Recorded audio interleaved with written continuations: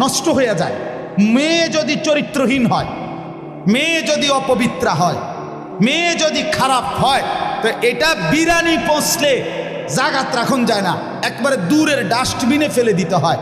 কোনো নারী পচে যাওয়া, মেয়ে নষ্ট হয়ে যাওয়া, মহিলা নষ্ট হয়ে যাওয়া, আল্লাহর কসম এটা শুধু পচছে না, এটা দুর্গন্ধে পুরা সমাজটা শেষ করে দিচ্ছে। নারী নষ্ট হইলে সব শেষ। ভাত ফুরান হইলে রাতের ভাত সকালে পানিত ভিজাইয়া খাওয়া যায়, বেডি নষ্ট হইলে এটারে আর জাগাত রাখা যায়।